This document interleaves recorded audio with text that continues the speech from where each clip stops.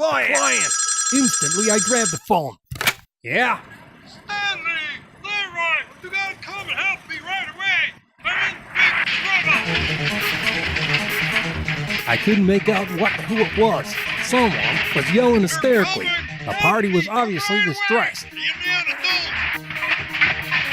Sir, you'll have to speak slower, please. I want to help, but I can't understand you.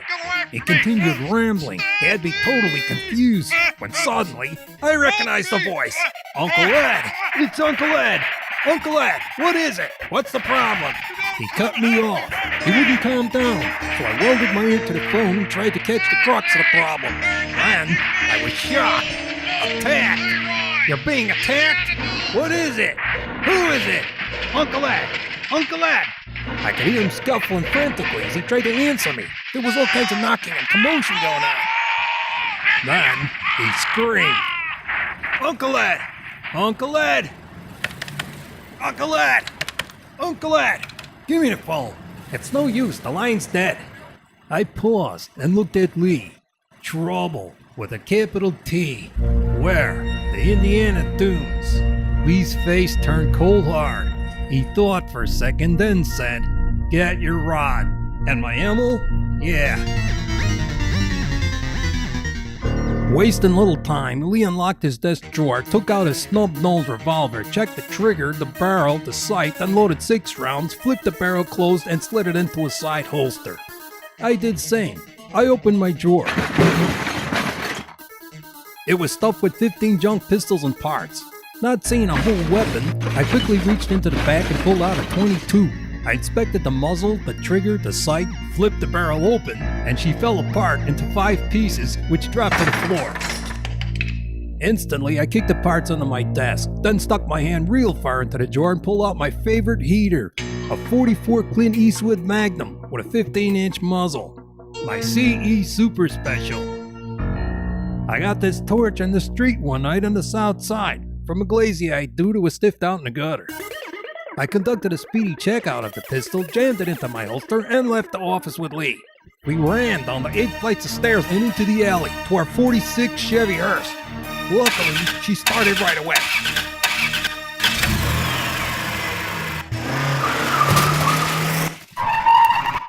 The door fell off. No problem. We screeched to a halt, I put the door back on, and we sped away, headed for Indiana, determined to do anything to save our uncle from harm's way. For Uncle Ed, there isn't a person or thing on this earth that could threaten his life without a swift and forceful response from the Hangjab Detective Agency.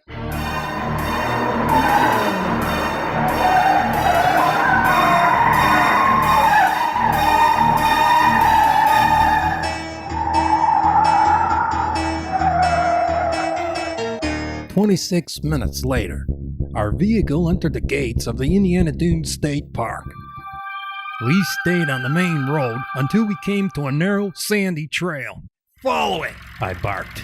The trail led to a more remote area of the park, which I suspected to be the location of our uncle's campsite and the possible scene of the trouble. I was right. A couple 100 yards down the trail, I spotted it. Over there! In the distance, I recognized the top of Uncle Ed's RV. It was parked in a secluded area, bounded by 50-foot dunes. We drove as close as we could and got out. "This way!" As soon as I stepped out of the car, I got this real uneasy feeling. The wind is too rough for this time of year. I know this place, I thought. I've been here before. The wind is hopped up. Lee agreed. It was blowing in gusts, kicking up sand twisters. Those suckers looked mean. I didn't like it. "Come on!" Lee yelled.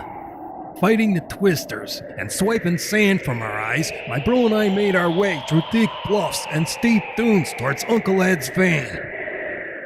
When the vehicle came into full view, we were shocked, numbed.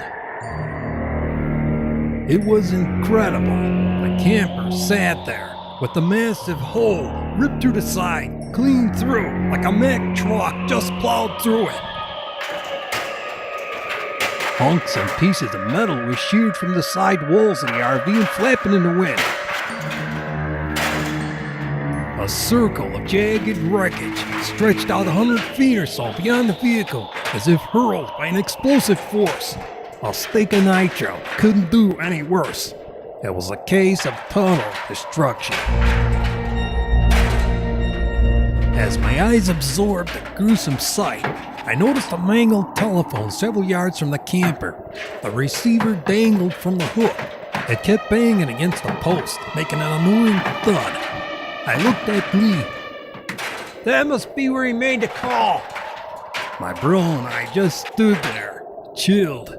Man, something really tore through this place, Lee remarked soberly. Yeah, I replied pessimistically. Let's hope Uncle Ed escaped somehow. We trudged the remaining 100+ feet through increasing winds. The sand whirled about our heads, pelting us and riding herd on the dunes. Uncle Ed! Uncle Ed! Uncle Ed! No reply. With extreme caution, Lee and I approached the wreckage.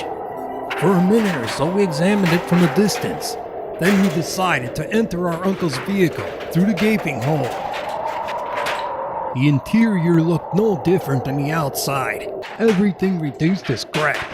And no sign of our uncle. Not even a piece of clothing, a beer can, food, or a bloodstain. Nothing. I shook my head, muttering, "Poor Uncle Ed. The nicest guy anyone could ever know. The best uncle in the world. And now this." My bro pointed to the steering wheel. Look! It was pulled from the floorboards and twisted like a corkscrew. What kind of a psycho did this? Lee said with revulsion. I don't know, I answered. But we better move fast if there's any hope of finding our uncle alive. Suddenly, a gust of wind howled through the camper, rocking it sharply. The closet door popped open, exposing two spooky eyes, bulging out at me like probes from the living dead. Ah! I almost leaped out of the vehicle. Whoa, he said. It's just the country sheriff hiding in a closet. Oh man, geez, I almost had a heart attack. The sheriff had a look of terror frozen into his face. He didn't move. After my initial scare passed, I concluded instinctively. Obviously, this individual witnessed something ghastly. But what? Immediately, Lee barraged him with questions. Officer, what happened here? Seen that tall guy around here named Eddie? Officer? Officer! Officer! His head and eyes didn't move, not a twitch. I took a picture from my wallet and showed it to him. Him! Seen him? Still, nothing. It was like he couldn't hear us. Lee nudged the man again, then shook him. It was useless. Forget it, Stan. He's in shock. Whatever it was numbed his senses. I don't mind telling you, Lee. This place has got me freaked out. Never mind. Keep looking for evidence. Next, we looked for anything that could amount to a lead. Anything at all. I was moving around a lot of junk in the rear of the trailer when I stumbled on something near the stove. Lee, come over here. Picking it up, I discovered it was Uncle Ed's wallet. It still had money in it. My bro came over right away and started inspecting it. His lips tightened. This thing is queer. All this destruction, Eddie's gone, there's no blood anywhere, and they leave behind a wallet full of money. It's gotta be a wacko, I replied. About 10 minutes later, while completing our prelim of the vehicle, my bro caught glimpse of a semi-transparent object, maybe 2 foot square, buried in the sand 10 feet from the back of the camper. Right away, both of us jumped out to take a look. What is it? I don't know. It looks like plastic. It feels funny. We better take it back to the lab. Because the wind picked up with a vengeance during our inspection of the camper, we had to yell to each other. Little tornadoes were whirling around us, forcing us to shield our eyes from the stinging sand. Lee pointed to the sky, to a menacing black cloud, converging on us. Looks pretty bad. It'll blow over. Scared? Are you kidding me? Just then, I felt something clamp onto my shoulder and dig in. Ah! I jumped 2 feet in the air and spun around. It was the officer. He walked out of the camper. We didn't even notice. He reached out again, and Lee darted towards him. Smokey, what happened here? Where's the owner of the vehicle? Did you see him? The officer's neck extended like a telescope. Sand was pelting him in the face as he desperately tried to speak but couldn't. Lee jostled him. Speak, will you? Talk! My eyes were glued to his lips. They were beginning to form a word, when we were startled by an eerie, quivering whine coming from somewhere in the hills. It was freaky. I looked up. Cripes! What is that? The wind was swirling angrily in front of us, engulfing the hills in a wall of sand. The twister swallowed up heaps of debris and catapulted them into a crazy frenzy. Can you see anything? No! For a whole minute we watched nature hammer itself senseless, and through the fury of it loomed that haunting whine. It was all around us, yet we couldn't see anything. I yelled, What the jack is it? Sounds like a drone! What? A drone! I turned to the officer. His face was sheathed white. Suddenly, he grabbed me by the collar and screamed, Take me away! Take me away! They're here! I shot back. Who? He pointed and cried out. It's them!